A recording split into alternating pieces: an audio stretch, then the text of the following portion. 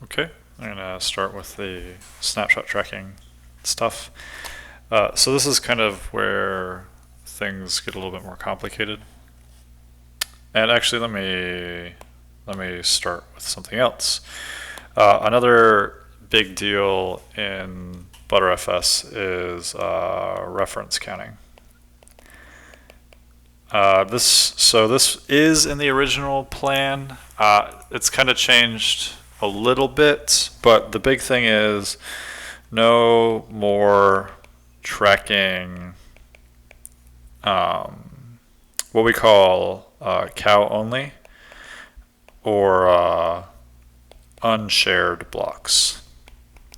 So historically inside Btrfs, this kind of dates back to the original paper for the copy on write B tree design, which is that you have a tree, as I have drawn several times before, and so you have in the extent tree, we of course track all of these references. So this is like a subball, and then we have in the extent tree we have entries. This is byte number 1, 2, 3, 4, 5, 6, 7, 8, 9, 10, 11, 12, 13. So in the extent tree we have entries for byte number 1 has ref 1, and then that's the actual extended tree, and then we have like root, let's say this is A, root A. And then, byte number 2, ref 1, root A, so on. So you have this for everything. We do this for everything, so not just subvolumes, but for the extent tree. The extent tree also tracks its references. So the extent tree, of course, has these entries, and it has these entries in, extent tree. So it has, 1, and then 2, and then 3. These are the entries. These are the actual extent entries, extent entries. But this block right here, is block 13. So we also have byte number 13, ref 1, root, extent tree. So the extent tree is self-referencing. Everything is referenced inside of Btrfs. This gives us a lot of flexibility, right? It makes things really simple. So when we free this, when we free block 13, when we cow it, we say, okay, we just log saying, okay, root 13 dropped its thing. Or root extent tree dropped its reference for byte number 13. And so we don't have to think. We simply say, this is what happens. This is what is happening. And then when we run the delayed ref, we go and we say, okay, we're dropping our reference count of 1. Okay, it's 0 now, so this byte number is free. It's really simple. It's really it's easy to wrap your head around. We reference count everything, and therefore it's easy to wrap your head around. And it's easy to code. In practice, however, this super duper sucks because you never know how much metadata you're going to modify by modifying any metadata. So if I modify this block right here, well then I have to update the reference here, which cows this block, which then updates this reference here, which may be in a different block, which cows another set of blocks, which update other blocks, and so it's recursive. There is a steady state that happens. You don't just explode and just constantly use all space until forever and the end of the world, but it does explode to a certain steady state. This is kind of problematic, and this is sort of like the basis for every space problem that Btrfs has, is this idea that modifying metadata will modify an unknown number of blocks, and thus we have things like the global reserve. We have delayed refs reservations. We're better at this now, but before it's a lot of worst case scenarios. And even the worst case scenarios don't actually account for this explosion right here. Our worst case just goes, we'll reserve this amount because usually it'll be fine.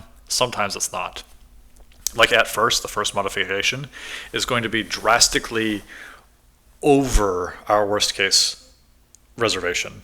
However, towards the end of the transaction, after we've allocated everything, we may modify nothing. And so our worst case reservation won't gain us anything because we won't actually modify anything. So this is kind of the basis of the problem of enospace inside of Btrfs, is this explosion of pushing reference counts. So this is the first thing. It's like, we will no more tracking space per cow only roots.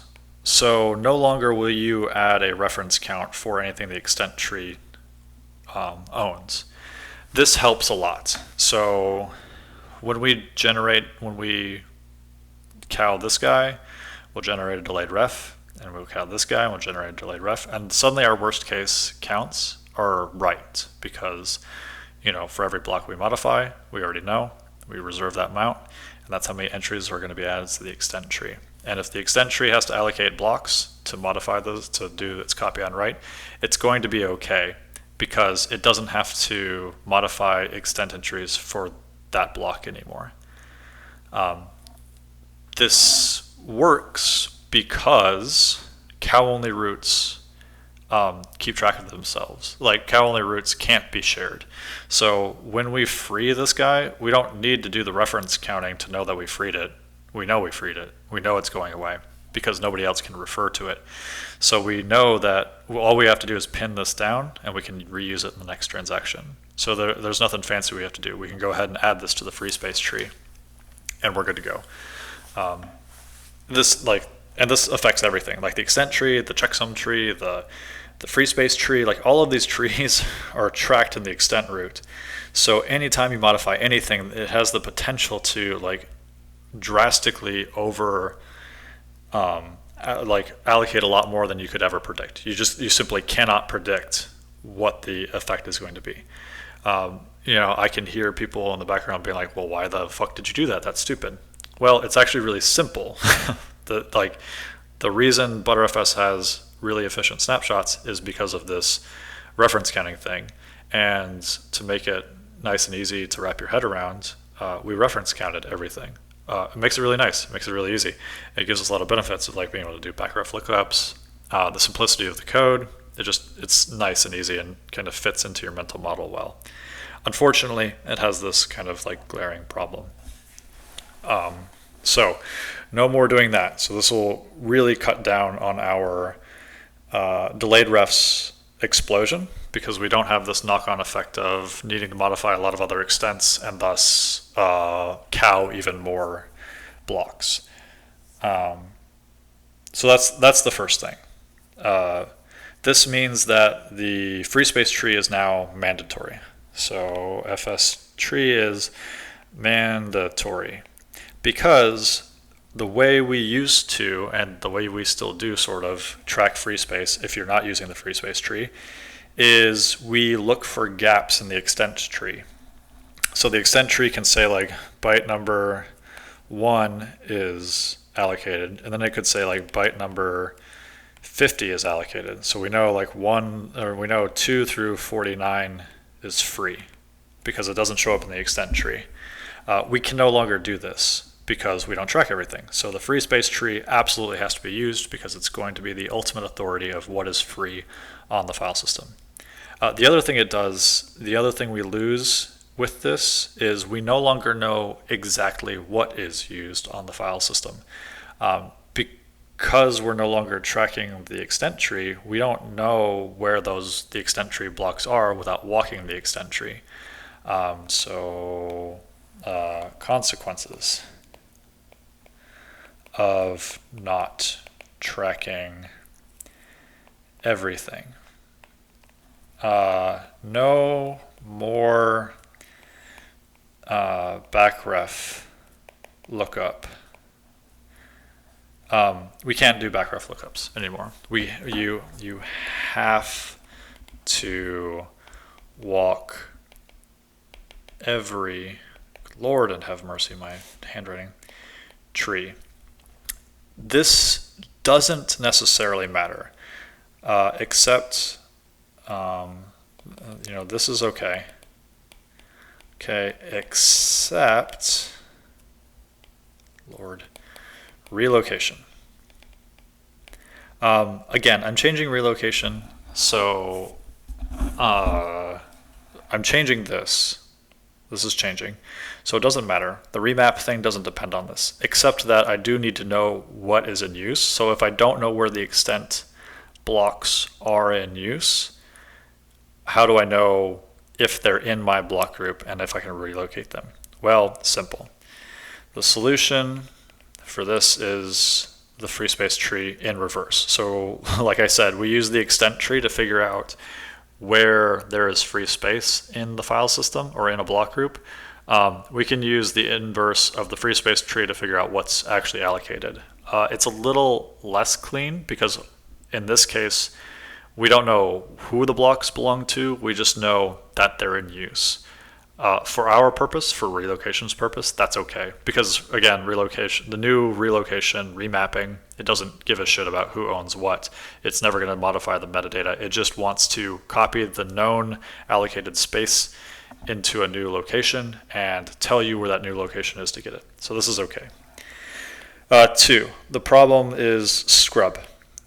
Scrub is a problem because scrub does this thing where it looks at the block group, says tell me everything that's in the block group that I can read, and then it reads in everything on that block group, validates the checksums, tells you it's okay.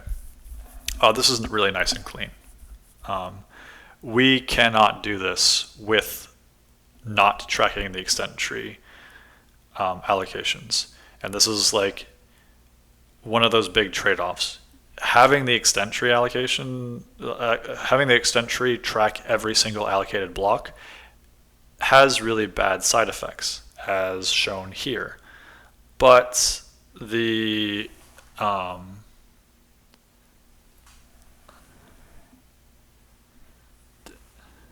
shit, was I not recording? No, I'm recording. Why did it go asleep? Okay, sorry. My laptop went to sleep for some reason. Anyway, the scrub stuff, tracking everything on the extent tree has a great side effect of knowing where everything is. And so you can do this thing with scrub where you just scrub per every chunk or every block group. It's really nice. It's really clean. We lose that with this. We lose the ability to cleanly scrub. So what we will do instead is walk every tree and read every block. So we already do this anyway. We already read every block. We just do it in like a kind of per chunk way. But there's no reason why we have to do that. We can just tell, since we have the metadata location, we can look at the block group for every block and make sure that we read all of the copies to make sure it's correct. And then we simply, because, shared blocks and snapshots, we don't want to read the same block over and over again. We'll mark extents as we find them. So this will make scrub a lot more random. The IO pattern will be much more random because we'll obviously have to read every block in the way it is pointed to by the tree. And that kind of sucks. But scrub is an operation that doesn't happen all of the time. We modify the file system all the time. So I am trading I'm trading delayed refs explosion for a slightly less optimal scrubbing, which I'm happy to trade. Other people may disagree, which is why I'm writing and doing all this stuff, so we can kind of talk about this. Okay, so this is just talking about the cow-only trees. This is not talking about the file system trees. If you look at the design document, I say that we are also not going to track references for non-shared blocks. I'm going to change that a little bit, but it's still going to be relatively true. So here is my brand new insanity, and this is crazy because it changes completely how Btrfs works with reference counting. So snapshot tracking. Okay, the way Btrfs currently works is the way it was designed in the copy on write B tree academic paper. So the idea is that, again, our trusty little B tree here, 2, 3, 1, 2, 3, 1, 2, 3.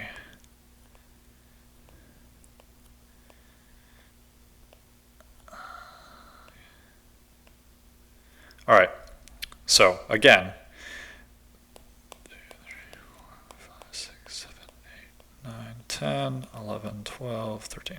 Okay, so we take a snapshot of this guy. 1 prime.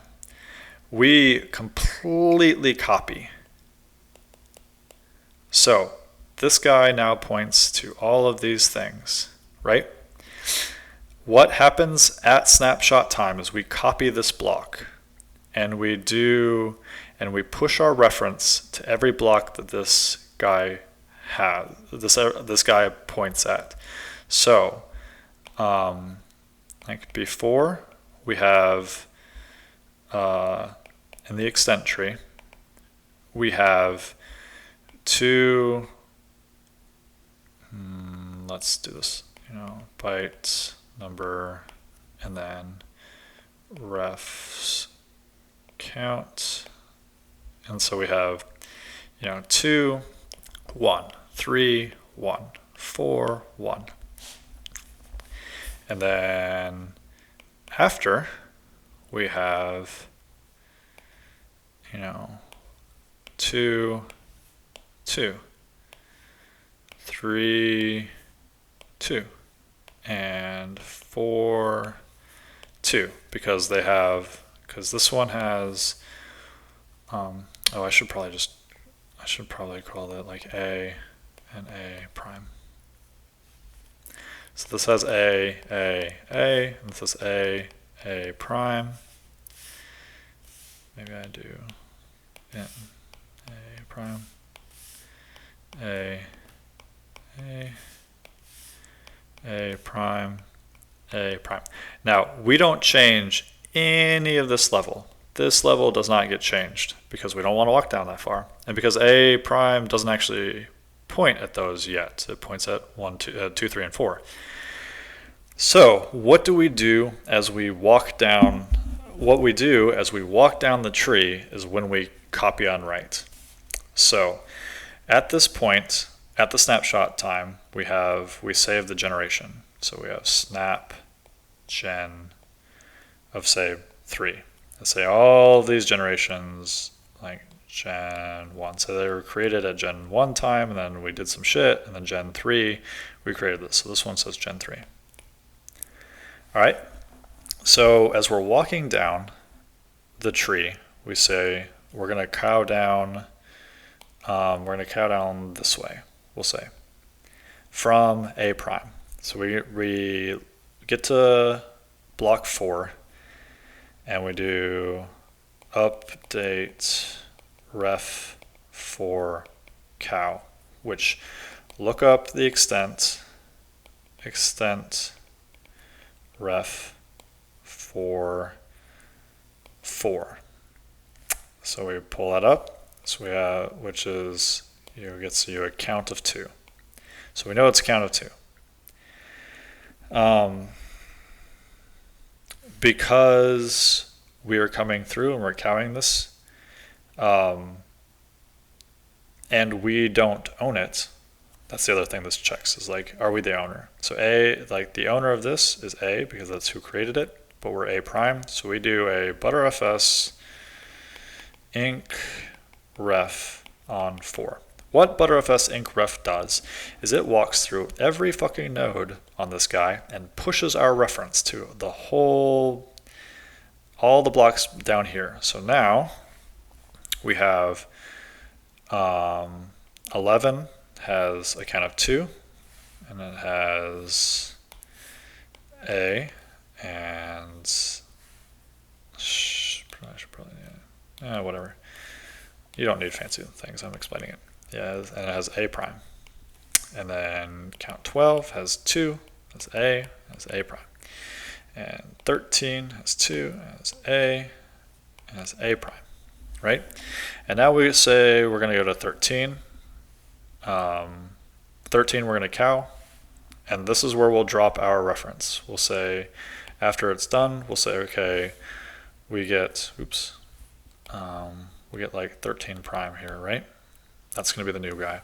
And we're going to drop our reference for 13. So we drop it. So now 13 has 1, and it's just A. Ooh, not A prime. It's just A. So this is how this works, right? And so once, if A came down here and cowed 13, then 13 would drop to 0, and we would free this. This is how this works. And this is the other more unrecognized explosion of delayed refs. Because right here, if you're looking at this diagram, you're like, oh, you got like, you cow this guy, and he has to inc ref for all of his children. That makes sense, right? That's 3 refs. That's not that big of a deal. But that's not actually how this works. For a 16K node size file system, there's potentially 500 nodes in here. So like, you cow this guy, and he pushes 500 delayed ref updates. And say the tree is like not 3. Say the tree level is 4. So like that's like, you don't do it the root, because the root does the inc ref at snapshot time. So he when you do the snapshot, it fucking generated 500 delayed refs at this point. But we can eat that cost because it's like 1 block. But just modifying a file, like I touch foo or whatever, you're gonna do potentially 500 delayed refs per level down to the leaf. And then the leaf is going to do it for every file extent, which could be less, right? It's not going to be everything. It's not going to be 500, but it could be. I mean, a file extent is what, 3? I think it's like 90. So it's not nothing. You could potentially have like 200-300 delayed ref updates. So like a 4 level tree, which I would have to check. It's not that uncommon. It's, that's pretty common, especially in our fleets. You're talking what, -1, 3, so like 1,500 delayed refs per path, right? So say I like touch foo and then I touch bar, who's over the fuck over here. You got like 3,000 delayed ref updates, and that's insane. Like even with my changes to not change the extent root, to not update the extent root with extent tree blocks, you're still talking about 3,000 delayed ref updates. 3,000 delayed ref updates is like, it's a lot. That's a lot of tree modification to like modify one guy. So we could potentially like just eat this. I mean, the changes that I've made with extent tree v2 in the original document are a lot. That's a lot of changes, right? And they're pretty good. Like we're gonna fix a lot of problems with this. But this delayed ref thing is monstrous. It's huge. And the more snapshots you get, the deeper your trees are gonna get, and the more expensive it's gonna be to modify things. Now clearly, like in practice, like in production where we use snapshots all the time, you don't really feel this because again, everybody, like once you cow it the first time, you don't have this anymore. Like the next time you go to this path, it's gonna do whatever the size, like it's, if it's 4, or in this case it's 3, you're gonna get 3 delayed refs because it's like you already own it. The sharing has already been broken. Once the sharing is broken, you paid the cost, but the upfront cost is ridiculously huge. And if you've done a bunch of modifications, you're potentially like exhausting the system with the amount of delayed ref updates that you have to do. The other kind of big problem here is that it's almost impossible, or yes, it is. It's very difficult to figure out who points at 11. So in this case, in the like kind of normal case, so let's do another one. So in the normal case, so like again, we'll make it smaller this time. In the normal case, so we have A, and we have A prime. So in the normal case, we want to find out who owns block 11. In the extent tree, we look up a block 11, and extent tree literally just says block 11, ref 1, root A. That's all it tells you. So for things like Q groups, where we need to know if he belongs to somebody, we have to look up who owns him, right? And we have to walk back up. But because we can't walk back up, we literally have to walk down. We say, okay, we know that root A owns block 11.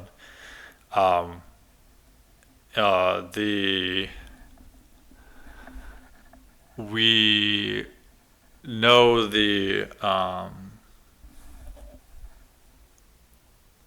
so it owns block 11, right? So we have to like go to A and search down to block A, or to block 11, and then we have to like look up the reference counts or the references for these guys. So at this point we say, okay, we look up, say this is 10, so we know 10 has two refs, root A and root A prime, and then we can say, okay, A and A prime both point at 2, but we had to like search down this guy, and this can get really complicated because you could, for even deeper trees, this gets really, really bad. So like,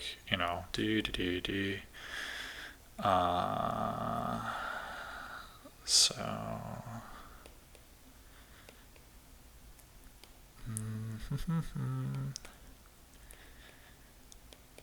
for really, really deep trees, this gets super shitty. And then we have like A prime, we have A prime prime.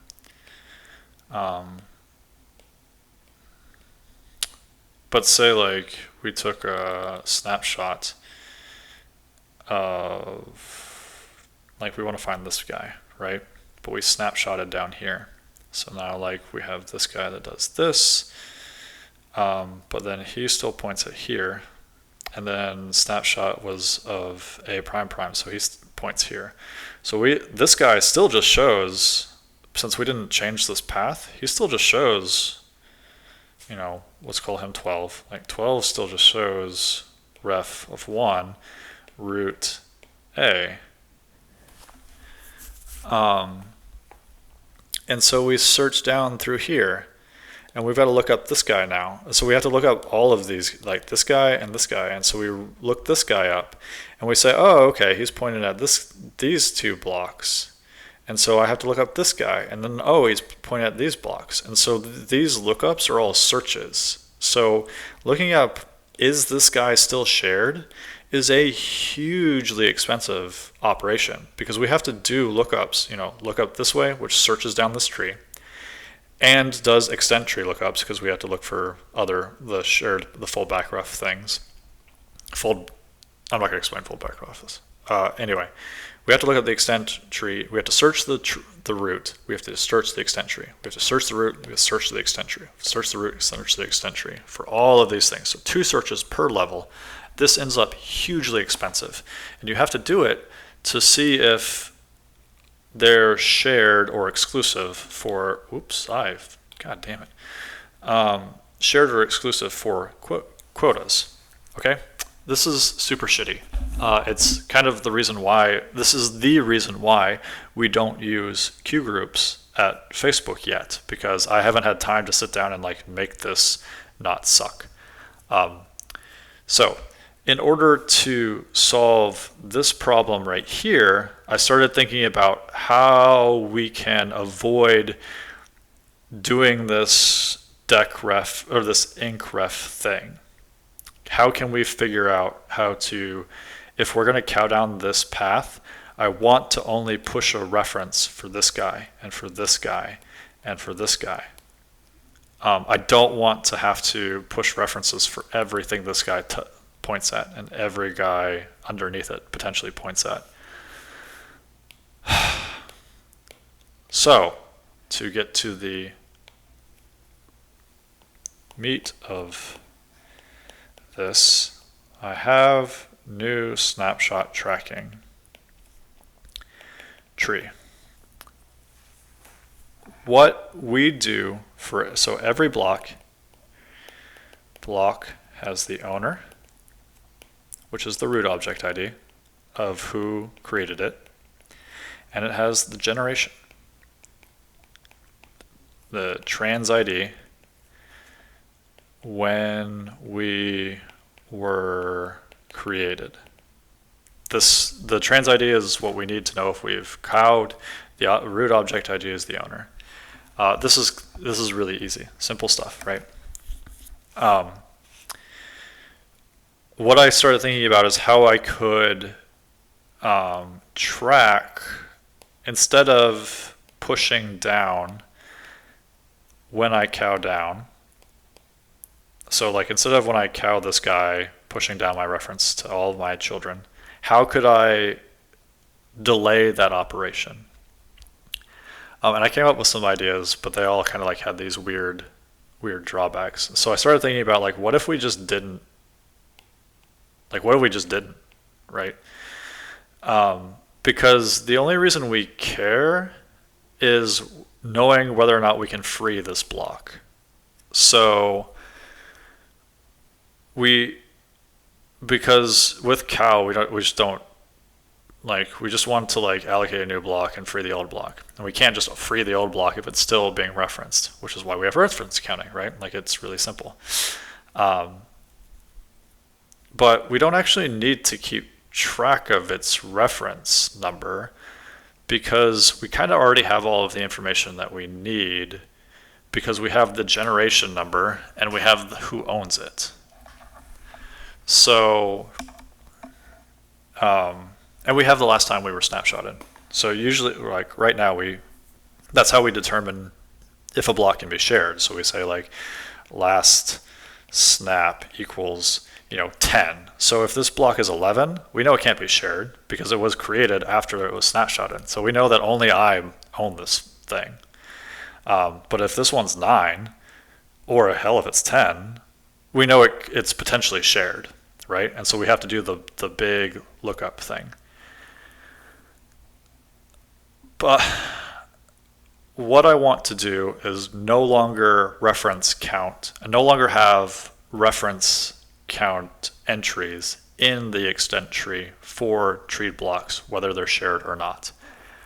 This is kind of insane, and it's going to be a little bit complicated, but I'm going to try and make it as simple as possible.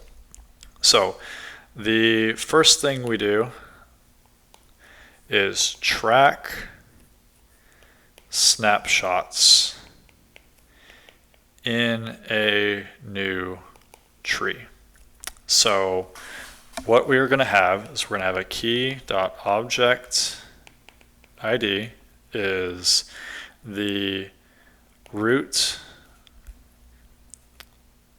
So this is the root ID snapshot target.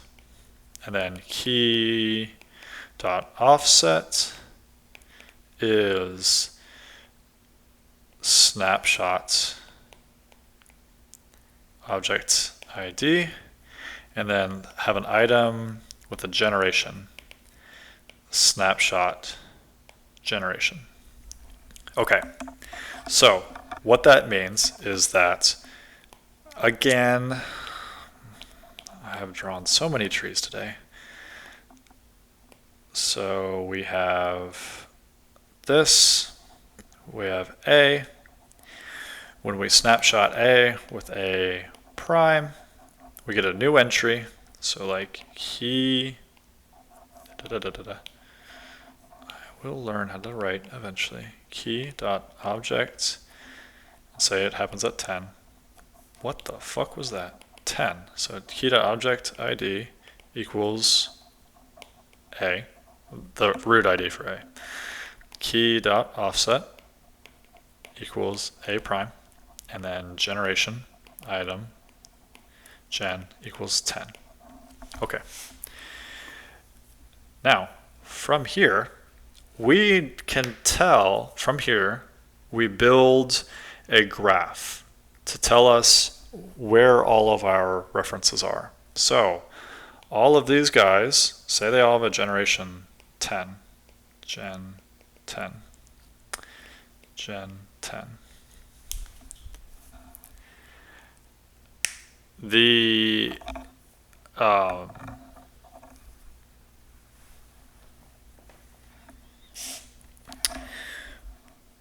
what we do here is we say, okay, this header owner is A because it belongs to A. Do I have any, look up anybody that I would possibly reference me from generation 10. So we say, okay, we look up in our, and this is like the simple case, we look up in our tree and we say, okay, we had a snapshot at 10.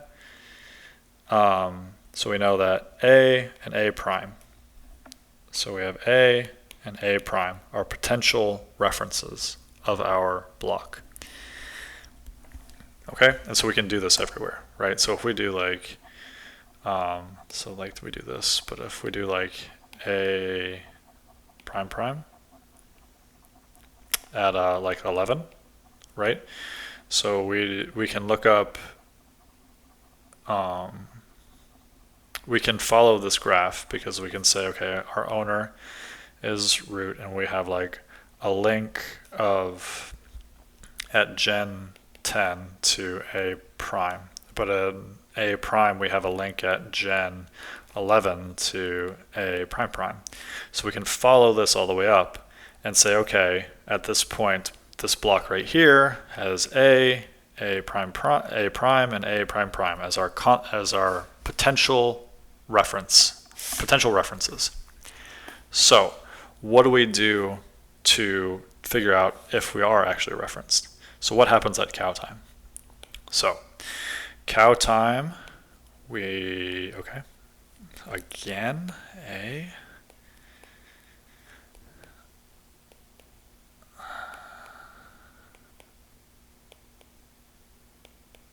Probably should just like copy and paste this. So 1, 2, 3, 4, 5, 6, 7, 8, 9, 10, and these are all generation 10. So what happened? Okay, so we copy on right. So A prime, and that's literally it. We end up with our, like, these guys, these point at it, but the only thing that we have is we have a new snapshot entry for, you know, A at generation 10 for A prime. So what do we do when we cow down? If we cow down from here, so the root is never shared, we know that, we just drop it, whatever, not a big deal. It just gets freed, nothing happens. We literally just update the free space tree with the new space. We get to 2.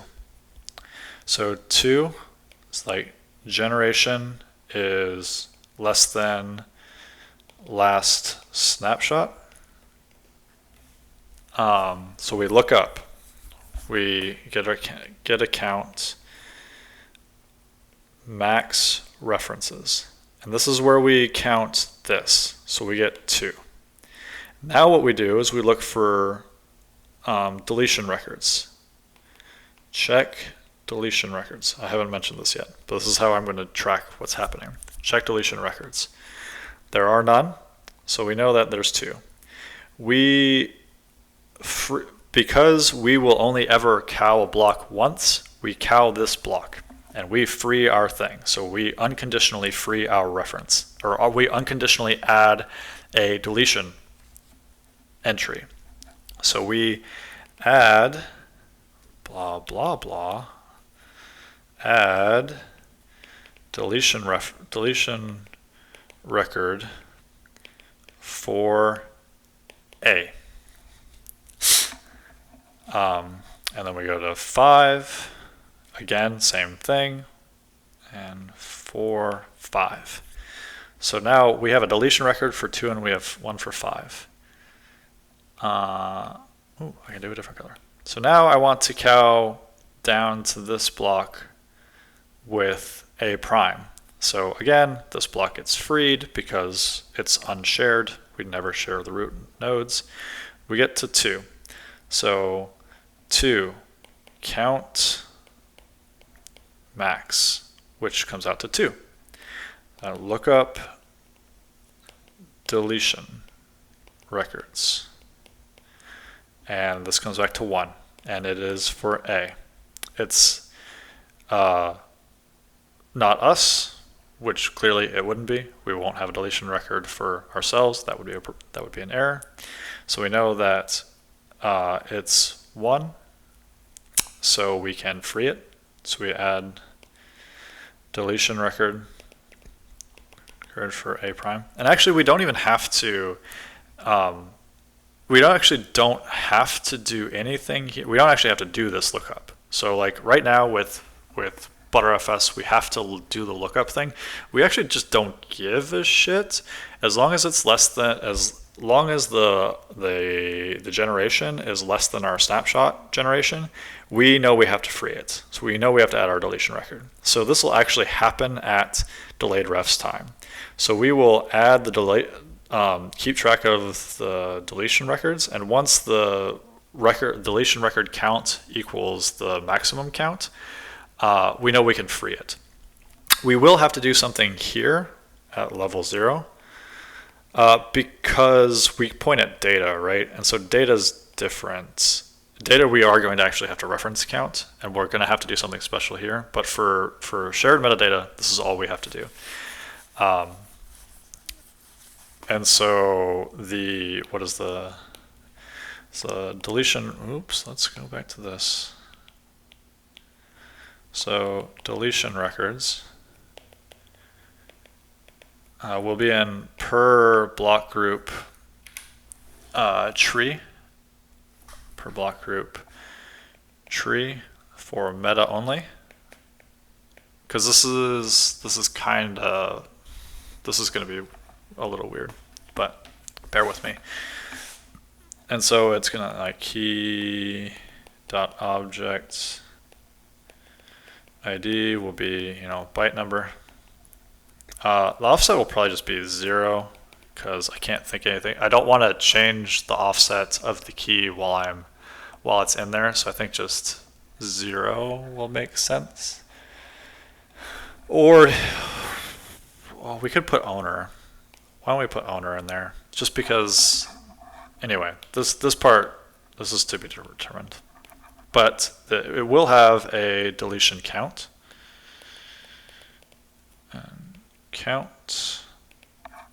And that'll be whatever. Yeah, so this will be that. And then we can have like deletion records. The actual records would be like key dot object ID equals byte number, and then offset equals like the owner. So this would, it would be A or A prime, and this way you could know who has deleted it. And we just insert these as we insert them. The deletion count is the count of all of them. So like if we have A, it would be 1. If we have A and A prime, and it would be 2. And so once the deletion count equals the max, we can delete. So we delete it and remove everything. Yeah.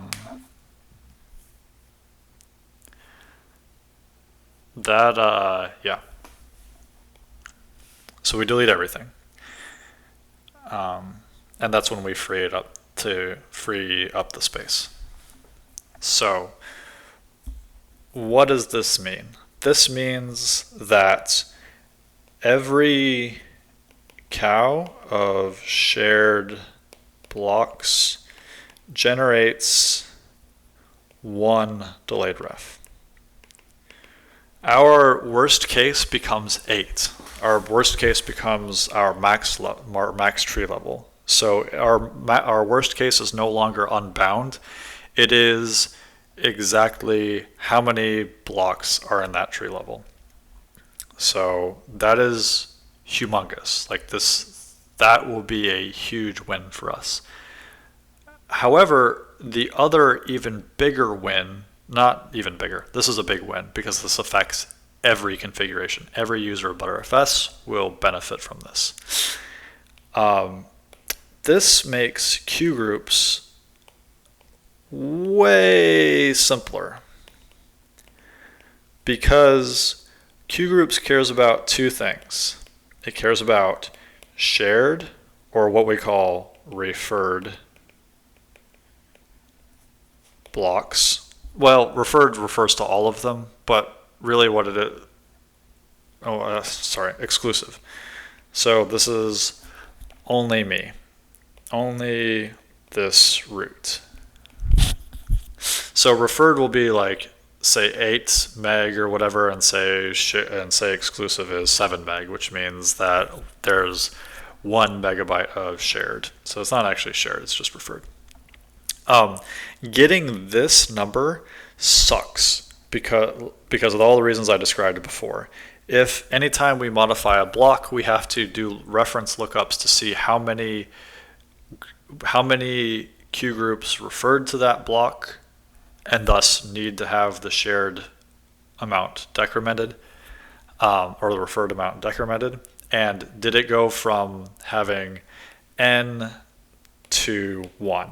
Because if it went from having n references to 1 reference, we then have to change that 1 reference to have an exclusive count. So like say like a and a prime point at 1, but a cows down to 1 and it allocates it. So now a's reference is like -4 or -16k, and a prime's exclusive is +16k. Figuring this out super sucks because we have to do the backref lookup for 1. We no longer have to do that with this scheme because we can simply say 1 is owned by A and use the graph to count who at what generation it pointed to, so it's A and A prime, and then we look up the deletion records and we say, okay, A no longer refers to it, A prime is the only one, do this math. And in fact, we don't even have to do this because we can keep track of the deletion records, and if we're going from n to like n minus 1, where, you know, say we're going like from 2 to, or we're going like 3 to 2, we'll know that at deletion time, and we won't have to change queue groups at all. Like before with queue groups, we don't know if we don't know if our reference was actually the last reference, because we can go from 2 to 1 and still have shared references above us that aren't accounted for in our reference count. Because, you know, remember back here where this guy like has a reference, it only has A, like 11 only has A, but really it has like 2, but we don't know that from the reference count. So anytime this goes from 2 to 1, we would have to look it up to make sure it actually was 2 to 1. Here, we know for sure that it's 1 because we know it went to 2 because we added a deletion record and the theoretical maximum is 3, and now we only have 1 deletion record, and thus we know it's still shared, and thus we don't have to do a backref lookup, and we'll never have to do backref lookups. It will just know because we know a theoretical maximum and we know what we've removed. So this makes queue groups insanely fast because we no longer do backref lookups. Okay. That is probably really heavy. So the next thing is how does this look for data? I've kind of, I've, I've ignored this problem. I've ignored that aspect of it. But data works essentially this way. So we're gonna ignore the top up here. So this is level 0. This is the leaf. And this has like inode, and this has like xadder, but it also has a file extent. And this is actually what points at data. So again, with Btrfs, when we cow this guy currently, we still do the incref. We still call Btrfs incref. But what Btrfs incref does is says if level equals 0, if we're a leaf, for every extent item, add ref for root. So that again, there's data in here, data at 1 gig. In the original example of A and A prime,